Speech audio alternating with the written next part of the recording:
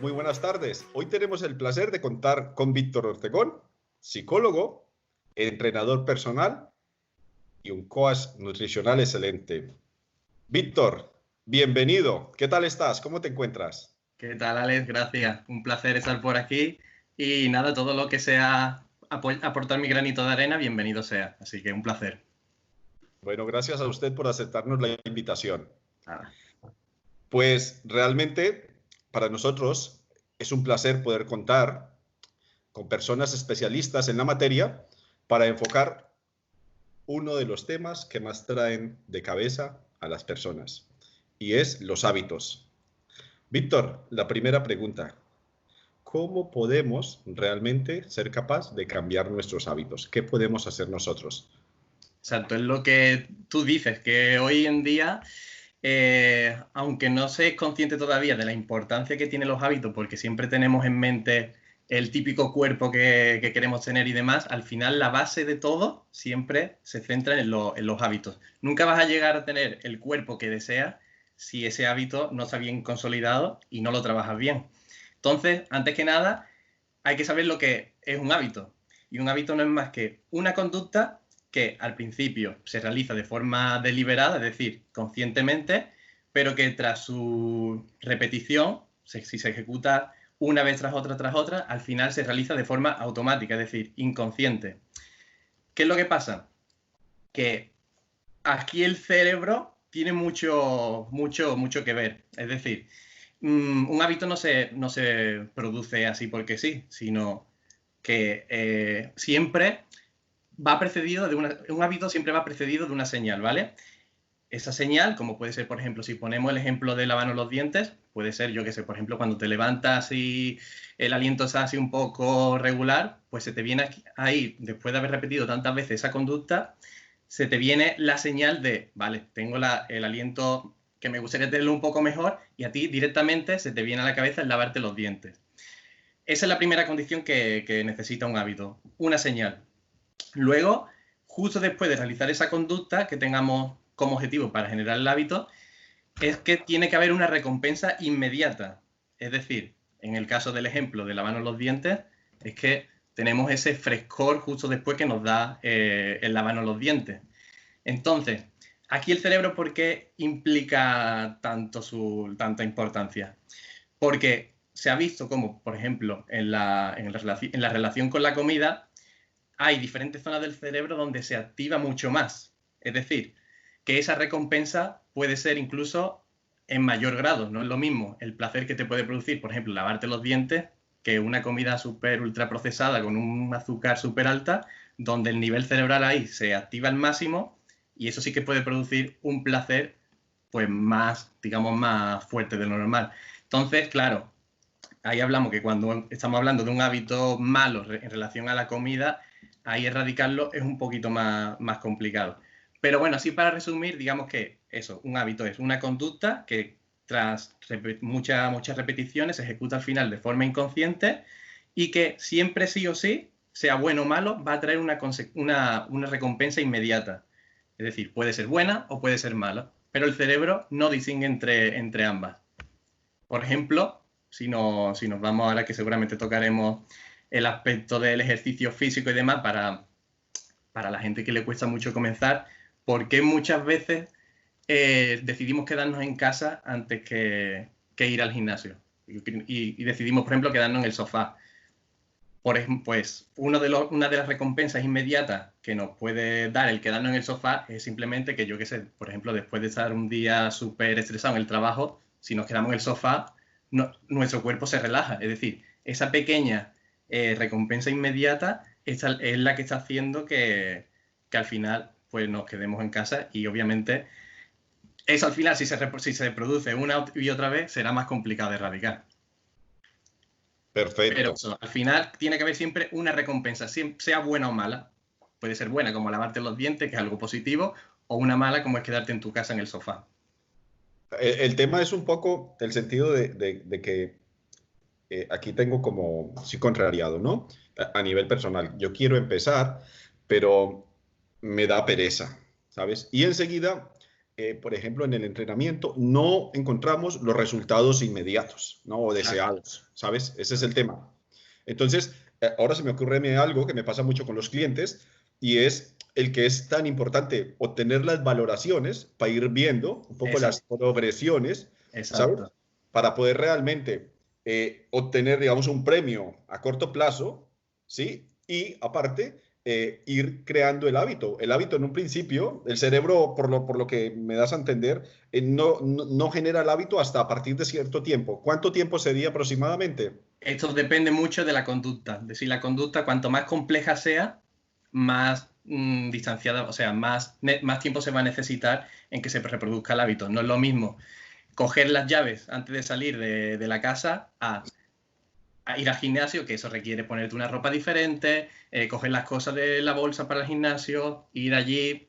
Cuanto más complejo sea, más difícil va a ser. Pero, por ejemplo, hay un mito que de siempre se ha dicho que se necesitan 21 días para generar un hábito. Eso es muy relativo, muy relativo. Por tanto, es que depende. No es lo mismo querer adquirir el hábito de comerte una manzana por la noche antes de irte a dormir que hacer técnicas de meditación todos los días. Es que depende mucho. Vale. Y claro, es lo que tú dices. ¿Cómo hace una persona que tiene mucha pereza para ir al gimnasio para crear el hábito? Obviamente, uno de los grandes factores que siempre están ahí para mal en este caso, porque son uno de los factores que produce que no se genera adherencia, es que, como tú bien sabes, los mejores resultados se consiguen, pero a lo largo de un buen tiempo, a lo largo de una constancia. ¿Y qué pasa? Que la gente pues suele tener poca paciencia y quiere los resultados de inmediato. Entonces, si por ejemplo, imagínate que, siendo un poco más objetivo, una persona que quiere perder 5 kilos, ¿vale? Obviamente 5 kilos en un mes es prácticamente imposible que se produzca, pero si tenemos ese objetivo final de 5 kilos, ese objetivo final sí que lo podemos subdividir en diferentes mini objetivos. Y es lo que entonces lo que tú has dicho, de una valoración, un seguimiento, en el que la persona pues vaya viendo cómo va consiguiendo ese mini objetivo y eso al final le va dando feedback y le va produciendo, digamos, un tipo de reforzador para que siga motivado. En cambio, si tiene un objetivo final y no sabe cuánto está mejorando ni nada, al final, si no hay feedback que le vaya dando si va mejorando o no, esa persona va a acabar abandonando. ¿Y cómo empiezo yo para generar esos hábitos? Ejemplo, mira, yo quiero empezar el gimnasio, pero claro, tengo una pereza horrorosa. Entonces, ¿cómo empiezo? ¿Cuál sería la mejor manera realmente de yo empezar paso a paso, ¿me entiendes? Para yo hacerlo y que a los 3 días no abandone o que nunca empiece. Claro. Obviamente, lo primero de todo, y que aquí no tiene nada que ver con lo psicológico, es asesorarte bien, ver qué objetivo tienes y que te digan qué es lo que más te conviene. Generalmente, ¿qué es lo que pasa? Siempre te van a decir que lo mejor es el entrenamiento de fuerza y obviamente todos sabemos los beneficios que tiene el entrenamiento de fuerza. Pero ¿y si esa persona ve que el entrenamiento de fuerza es que le es imposible porque le aburre mucho, porque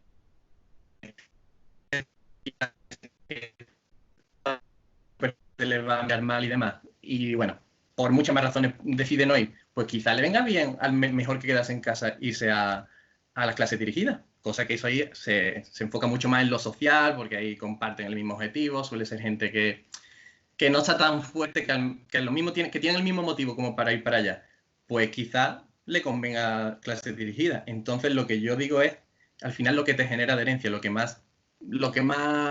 menos te cueste, digamos, por decirlo de alguna forma. Entonces, claro, vuelvo a decir lo mismo, el entrenamiento de fuerza yo creo que es lo óptimo, pero si, por ejemplo, tú sola sabes que no vas a ir, pues tienes diferentes opciones. Puedes ir con un amigo, puedes contratar a un entrenador personal también que te achuche ahí un poco y que sabes que vas a lograr los objetivos con mayor eficiencia. Vale, perfecto. Clarísimo. Entonces, lo primero, o para coger adherencia, entonces, puedo ir y hacer un poco clases dirigidas, un trabajo de fuerza, un entrenador personal, pero la clave entonces es empezar a ir. ¿Me entiendes? Exacto. Más que el cómo se haga, es empezar a ir, Exacto. gastar un poco de energía Y sobre todo un tema muy importante, ¿cómo lo enfoco ahora en la alimentación? Estamos hablando del deporte, ahora ¿cómo lo puedo enfocar mi hábito a ser capaz de hacerlo también bien a la hora de la alimentación? Pero es que volviendo a lo que hemos dicho antes de los principios del hábito, que es que un hábito, no hay ninguna otra forma de adquirir un hábito sin repetirlo muchísimas veces. Por tanto, si aunque te dé toda la pereza del mundo, sabes que vas a adquirir el hábito, sabiendo que yendo una y otra vez vas a tener ese hábito, quizá un poco te cueste, pero es que al final se va a hacer de forma automática. Entonces, quizá el primer mes te cuesta un montón, pero si sigues siendo constante, si sigues yendo, al final, quizá en 2 meses, es que ni te das cuenta y estás ya entrenando. Por eso es súper necesario una y otra vez, y otra vez, y otra vez, y otra vez, porque al final que se va a generar el hábito y no te va a costar. Y esa pereza que había al principio probablemente desaparezca. Y el tema de la alimentación, pues más de lo mismo realmente. Aunque ¿a qué te refieres exactamente? Sí, o sea, unos tips por donde pueda yo empezar en la alimentación, que a lo mejor mucha gente se mete en unas dietas súper rígidas, que lo único que hacen es que la gente abandone y tenga un efecto rebote más adelante. Vale, Claro. aquí no hay dietas milagro, por lo que veo, lo que importa es, como siempre, los hábitos, aprender a comer, ¿sabes? Entonces, cuéntanos unos pequeños cambios que la gente puede hacer a la hora de enfocar la alimentación, qué puede realmente hacer que sea sencillo para él y que sea práctico. Claro. Aquí, obviamente, también el tema del asesoramiento, de por quién te asesore, también es un factor muy importante, porque tú bien lo sabes, muchos casos que te han llegado de gente que le ha preparado un plan nutricional súper malo y eso lo único que le ha hecho es que le ha creado fobias a, por ejemplo, los hidratos de carbono, como puede ser algo súper habitual. Ahí, obviamente, en esos casos, pues hay que educarla a esa persona de, oye, que el cuerpo necesita un poco de todo, incluso aunque tú creas que hay un alimento que es súper prohibitivo, pues no tiene por qué. Lo que pasa que obviamente es diferente según qué diferentes dosis para el objetivo que quiera llegar. Pero lo primero de todo, que sepa que puede comer de todo, porque eso, es que hay gente que se cree que a partir de las 8 de la tarde ya no puede comer un trozo de patata y no tiene por qué ser así. Entonces, aquí hay que analizar cada caso, porque obviamente no es lo mismo que venga una persona creyendo que las dietas milagro existen, que a una persona que, bueno, que más o menos se cuida y demás. Si nos referimos a gente con muy malos hábitos, pues obviamente obviamente como todo hay que individualizar, pero sobre todo yo algo que aconsejo mucho es un tema de un autorregistro para saber qué es lo que va comiendo semanalmente. Porque hay gente que hasta que no hace un autorregistro semanal no tiene ni idea de lo que está comiendo, hasta que lo ve ahí en un papel y dice, hostia, pues yo no sabía que estaba comiendo de esta forma. Y a partir de ahí, si por ejemplo partimos de una persona con muy malos hábitos, yo no soy partidario de que pase completamente a una vida, a un hábito nutricional estricto, porque al final el cerebro te va a decir, oye, todo lo que me estabas dando antes, ¿dónde está?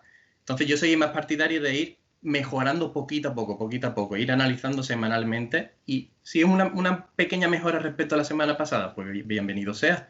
Yo creo que mirando más a largo plazo es mucho mejor cambiar una pequeña pieza, aunque no sea perfecta del todo, antes que, ¡pam!, del tirón súper estricto, porque al final se sabe que de forma estricta a largo plazo no se puede llevar a cabo, a no ser que estés compitiendo. Muy bien. Claro, entiendo que justamente lo que nosotros trabajamos es enfocado a la salud, ¿me entiendes? Nunca a competir, competir es otro rollo, ¿sabes? Y lo que tenemos que hacer es a lo mejor unos pequeños cambios que nos ayuden a comer de una forma más equilibrada, más saludable y que realmente podamos poco a poco llegar al objetivo, ¿sí? O sea, se me ocurre a mí algo como, por ejemplo, cambiar la nevera, ¿no? No la nevera en sí, sino los alimentos que tengo Claro. en ella, Sí, sí, sí. exactamente. El preparar las comidas, La lista de la compra es súper esencial también. perfecto. El Y preparar no distraerte con todas las cosas que vaya viendo en el supermercado, que ya sabemos que son muchísimas cosas. Entonces, un tip esencial, y es de los más básicos que siempre doy, es lista de la compra. Eso siempre, siempre. Uh-huh. Lista de la compra para no ir a comprar lo que Claro. no me toca. Ok. Después prepararte un poco semanalmente tu estructura, ¿no? En torno a qué es lo que voy a comer para que no llegue a casa y me coma cualquier cosa, ¿no? Un poco. Planificar la semana y si por Exactamente. ejemplo sabes que toda la semana te toca verdura y que tienes el horario súper limitado, pues te deja un horario como por ejemplo de los domingos, donde se supone que no trabajas, te deja una horita para cocinar ahí para el resto de la semana y ya verás cómo ahí te organizas mucho mejor. Al final la planificación es muy clave para todo el objetivo. ¿Y cómo puedo mejorar mi relación con la comida? ¿Cómo puedo yo realmente mejorar que la comida siempre la tomo como un premio, con ansia, un poco por el premio, el control del estrés? ¿Cómo puedo yo mejorar realmente esto y saber que la comida no es nada más para aportarnos una energía y unos nutrientes que necesitamos pues, para hacer las actividades de la vida diaria, laboral y, por supuesto, para vivir, ¿no? Claro. Aquí está lo que más en el sector fitness lo que más se escucha del famoso cheat meal, que es la comida trampa. Pues esto va enfocado sobre todo a gente que tiene una dieta súper estricta, en el que obviamente pues le gustaría, hay ciertas ocasiones, y eso no pasa absolutamente nada, de que te entran ganas de comer algo sobre todo más dulce. Entonces, el famoso cheat meal yo creo que es un arma de doble filo, porque tiene su parte positiva de que sí que es verdad que a nivel psicológico, para esa gente que lleva una vida, una dieta estricta, pues como que te libera un poquito de esa ansiedad de siempre comer lo mismo, siempre lo mismo, pero a la misma vez su parte negativa es que yo creo que adquiere un poder, esa comida adquiere un poder excesivo. Es decir, que lo que es, por ejemplo, una hamburguesa para mí, que bueno, que es una comida normal, para una persona que tiene una dieta súper estricta y que se supone que eso es súper prohibido, pues esa hamburguesa al final adquiere un poder que te puede repercutir negativamente. Entonces, claro, aunque estamos hablando ahora mismo de gente que sí que lleva una dieta súper estricta, para gente que de su día a día, de normal, que tiene un objetivo, sí sabe que tiene que comer de forma saludable, pues obviamente que no se ven abajo cuando haya momentos de ansiedad e intenta paliarlo con una comida, que es que no pasa nada, es que es normal. Lo más importante es volver a la normalidad cuanto antes. Eso, lo de siempre, volver a la normalidad cuanto antes. Porque si no, al final entramos en un bucle negativo de como mal, ya que he comido mal, no entreno, ya que no he entrenado, me siento peor, como me siento peor, de nuevo. Como mal, no entreno y al final entro en un bucle que ahí ya es más complicado salir. Por tanto, súper importante que se salga, que si ha fallado, que no pasa absolutamente nada, analiza por qué ha fallado y intenta seguir. Sobre todo eso, analizar. ¿Has intentado paliar una emoción? Pues quizá eso sí que habría que trabajarlo más a nivel psicológico. Pero que por fallar alguna vez que no pasa absolutamente nada, porque muchas veces vemos como gente diciendo, oh, me he comido esto, ya lo he hecho súper mal y se siente súper mal. No, no pasa nada, hombre, tampoco va a ser así. Tampoco va Perfecto. a ser así. Víctor, se me ocurre a mí algo. Y ahora que estamos confinados todos, hay mucha ansiedad, hay mucho estrés. ¿Cómo realmente podemos paliar un poco esa ansiedad y ser capaz de llevar una nutrición adecuada? Porque es bastante difícil. Claro, yo creo que en todas estas semanas los buscadores de Google y de YouTube de técnicas de relajación, cómo bajar la ansiedad y demás, yo creo que se habrán disparado. Y bueno, supongo que en Internet hay muchas cosas interesantes, como hay ciertas técnicas de relajación que, bueno, pues recomendará una. Puedo decir que la técnica de relajación progresiva de Jacobson, que se llama, que esa, bueno, esa se utiliza muchísimo en psicología clínica y demás para tratar estrés, incluso depresión y demás, que no es más que, así para que le sirva a la gente. Bueno, además de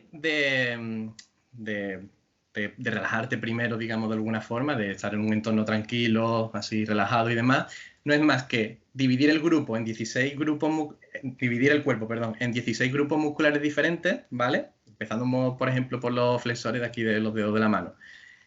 Focalizarte en ellos durante un tiempo, todas las sensaciones que vas teniendo en esa mano, yo qué sé, si tiene un anillo, pues cómo notas que el anillo ejerce una presión sobre el dedo y demás, y una vez lo tienes focalizado, ejerces la mayor contracción posible durante unos segundos, ¿vale? Y sueltas inmediatamente. Pasa unos 15 segundos y vuelves a repetirlo una vez más. Y tú dirás, vale, ¿y esto por qué? Pues esto le estás dando a tu cerebro señales de que cuando el músculo esté tenso, es decir, cuando estamos, por ejemplo, tenemos ansiedad o tenemos estrés, Sí. los músculos están súper tensos. Más de un caso, tú lo sabes, gente que ha venido con súper cargado los trapecios y demás, sin haber realizado ningún esfuerzo de levantamiento de peso ni nada, pero tú le preguntas, ¿qué tal en el trabajo? Y casualmente o no, ha tenido muchísima carga de trabajo, es decir, ha tenido muchísimo estrés, muchísima ansiedad, y eso hace que el músculo se contraiga. Entonces, a lo que iba, esto le estamos enseñando al cerebro de que cuando el músculo se contraiga, aprenda a descontraerse. Primero lo hacemos de forma voluntaria, pero eso al final, a nivel cerebral, obviamente que esto requiere de entrenamiento, como cualquier otro entrenamiento, pero esto va aprendiendo a que cuando un músculo está tenso, aprenda a relajarse. Y eso, sabiendo que cuando tenemos ansiedad, cuando tenemos estrés, estamos relajados, al final vamos aprendiendo poco a poco que no se tiene que relajar, que no se tiene que contraer, sino que se tiene que relajar. Entonces esa es una técnica. Luego, obviamente, llevándolo a nuestro terreno, el ejercicio físico que, como sabes, genera una serie de neurotransmisores como la serotonina, que eso al final hace que estemos con mayor bienestar. Luego, puede ser también tener un tiempo para ti mismo, una hora al día de tú y solo tú y tus pensamientos, saber la situación en la que estamos, que obviamente no es nada agradable, y hacer como autoconciencia de todo lo que está ocurriendo, como para ayudarte a afrontar todo lo que queda. Y bueno, es un poco de los tips que podría dar. Bueno, son tips muy buenos, son 3 tips que nos estás dando. Me gustaría concretar el primero que nos das de cuánto tiempo hacerlo, y creo que sería ideal hacerlo a última hora del día, ¿no? Cuando he terminado de trabajar un poco y estoy ya más Sí, tranquilo, sentado. pero sin quedarte dormido. Sí que es importante eso, no quedarte dormido. Perfecto. Digamos a última hora cuando he terminado de Sí, trabajar cuando en estás casa. relajado, sí. Vale, perfecto. ¿Cuánto lo harías? ¿Durante cuánto tiempo? Eso realmente suele durar unos 15-20 minutos, no más. 15, Y 20 hay minutos. que decir que, como ya he dicho antes, eso requiere entrenamiento, no te va a salir a la primera. Es decir, en la primera vez que lo hagas no vas a tener una sensación de calma absoluta. Eso requiere un poco de tiempo. Pero ya digo yo que de que si lo trabajas, esa sensación es muy guay. Es bastante guay. Perfecto. Bueno, y después tenemos el ejercicio físico. Sabes que se ha visto justamente sí que a partir de 20-30 minutos hay una cantidad, y sobre todo el trabajo cardiovascular, aparte de subir los niveles de adrenalina, como dice Víctor, también la serotonina, ayuda muchísimo a que las personas, sobre todo, paren a la hora de pensar, ¿sabes? Y a lo mejor si se ponen música también es una muy buena alternativa que os ayudará a desconectar, porque no se trata de otra cosa, desconectar de ese momento de estrés, de presión de todo el día, ¿sabes? Que nos ayudará realmente a tener un estado de bienestar para incluso descansar mejor. Lo que es importante, yo creo también el tipo de ejercicio que se realice, porque si una persona que está haciendo aquí teletrabajo ya tiene un montón está súper agobiado y, por ejemplo, deja el entrenamiento a última hora del día y se mete un hit o algo súper estresante para el cuerpo, quizá no le convenga. Por tanto, primero hacer con lo que mejor te sientas. Pero yo creo que generalizando un poco, el ejercicio así cardiovascular a media alta intensidad sí que puede venir bien. Pero tampoco que llegues a unos límites excesivos, porque al final Bueno, y puede ser nosotros que sabemos, contraproducente. perdón, y nosotros que sabemos un poco del tema, sabemos un poco que el trabajo iría un poco por ahí, un poco de trabajo cardiovascular, enfocado en el tema ahora en ansiedad, pero también un poco de trabajo buscando los beneficios a la hora de un poco de movilidad dinámica, de ser Exacto. capaz de compensar esas tensiones justamente que tenemos durante el día, ¿sabes? Exacto. Y esa falta de activación de algunos músculos que nos va a venir genial también hacerlos, ¿vale? Exacto. Y en el otro tema, yo creo que es la clave, el aquí y el ahora, ¿no? El tener ese momento, ¿sabes? Claro. Para realmente ser capaz de estar conmigo mismo, de encontrarme y decir, mira, no tengo obligaciones. Incluso yo creo que el móvil es súper contraproducente, estarlo mirando, y la prisa de que si miro el Instagram, que si todas estas cosas me generan más ansiedad. Entonces es un momento, por lo que entiendo, de estar tranquilo conmigo mismo y realmente sin hacer ninguna actividad, ¿no? Simplemente dejándome un poco ir, ¿sí? Eso debería ser siempre las 24 horas del día, lo que pasa es que es complicado, que es lo que se llama el famoso mindfulness, del vivir el aquí y ahora, porque al final gran parte de la ansiedad que nos generamos nosotros mismos es porque pensamos en el futuro, algo que todavía ni existe siquiera, que no sabes ni cómo va a ser. Por eso, es súper importante eso.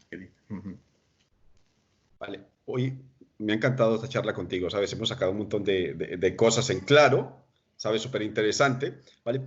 Yo quiero empezar esta semana, que se desconfine, con mi nuevo estilo de vida, ¿sí? Entonces quiero realmente empezar a entrenar y quiero también empezar con una dieta. Dame unos tips realmente para yo empezar, o sea, dame un poco una lista aquí de la compra, ¿no? Una fórmula mágica, ¿no? Que me ayude. Pero tengo que decir, antes que nada, una pequeña, mini mala noticia de que, por ejemplo, la gente que antes no entrenaba, ¿vale? Y ahora que ha llegado el confinamiento tiene muchísimo tiempo libre y se ha puesto a entrenar. Y sí que es verdad que día tras día se está ahí entrenando y ha creado el hábito de entrenar, pero aquí en casa. ¿Qué pasa? Que cuando volvamos a la normalidad, no vas a en teoría no vas a entrenar aquí en casa, vas a entrenar en el gimnasio. Es decir, que no es el mismo hábito. Es el mismo hábito de entrenar, sí, pero el entorno ya es totalmente diferente. ¿Y qué es lo que pasa con los hábitos? Que si el contexto lo modifica, ya el hábito puede ser modificado totalmente, es decir, puede desaparecer. Por tanto, a la gente que diga, vale, ya he creado el hábito de entrenar, sí, pero aquí, cuando volvamos a la normalidad y tengas que ir al trabajo, luego tengas que volver a por la ropa del gimnasio y demás, obviamente, yo los animo a que sea así porque es salud, pero que no es tan fácil como haber creado el hábito de entrenar en casa. Pero la gente que esté aquí entrenando, coño, pues yo los felicito un montón porque no hay cosa más perezosa que entrenar aquí. Por tanto, luego, pensando en la normalidad, sé consciente de que si has podido entrenar aquí, donde para mí es lo más aburrido que hay, vas a ser capaz de también de entrenar en el gimnasio, cosa que para mí es mucho, mucho más divertido. Por eso que se sientan capaces y que vayan poco a poco, que tengan así un objetivo a largo plazo, pero que sean sobre todo realistas, que no se vengan súper arriba con las expectativas, porque también hoy en día si hablamos de Instagram, pues tenemos ahí un mundo, porque sabemos los cuerpos que se ven ahí que no son para nada realistas. Y sobre todo eso, ir poco a poco, ir paso a paso y ser consciente de las pequeñas mejoras que vas teniendo cada semana. O sea, que no te ciegue el objetivo final que tengas, porque si solo estamos enfocados tanto al objetivo final, es que nos estamos olvidando de pequeños mini objetivos que podemos conseguir y que nos puede servir como reforzadores positivos para seguir motivados, pero el hecho de habernos enfocado tanto en el objetivo final, pues quizá lo eclipse. Así que, como recomendación, poco a poco y que eso, siendo consciente de los pasitos a pasitos que se van teniendo y que no hay ninguna competición con nadie, sino contigo mismo, ser mejor que el día anterior, ya está. Perfecto. Genial. Se me ocurre una cosa. Nosotros justamente ofrecemos a las personas que quieren seguir entrenando desde casa la posibilidad de que lo sigan haciendo, porque sería entonces una alternativa, ya Sí. que he creado un hábito dentro de casa. A lo mejor estoy trabajando todo el día afuera y lo que me apetece es llegar a casa, a lo mejor un entreno 30, 40 minutos en casa y que enseguida te supervise un profesional, sabes, con un mínimo de material y que Claro. realmente pueda hacer cosas que me vengan a mí, pues sería una de las alternativas. Y tanto. Nosotros os invitamos realmente desde nuestro canal a que nos sigáis para los entrenamientos, que son entrenamientos todos enfocados en la salud y que se van a enfocar de acuerdo un poco al nivel de cada individuo. Si es verdad que se van a hacer en grupos, siempre tienen un sentido de salud y un trabajo hacia la funcionalidad, hacia la mejora de fuerza y hacia la mejora de la estabilidad global y articular. Entonces, realmente podemos seguir entrenando desde casa. Los que tengan tiempo de ir a un gimnasio o tengan el hábito y vuelvan al gimnasio, pues encantado, y realmente los animamos a que sigan en ello, ¿sabes? Porque realmente es un hábito que se ha visto que a las personas de cara a la salud, con el tiempo les viene estupendamente. Claro, así es. Víctor, encantado de tenerte con nosotros. Igualmente, el placer es mío, Alex. Igualmente, hasta la próxima.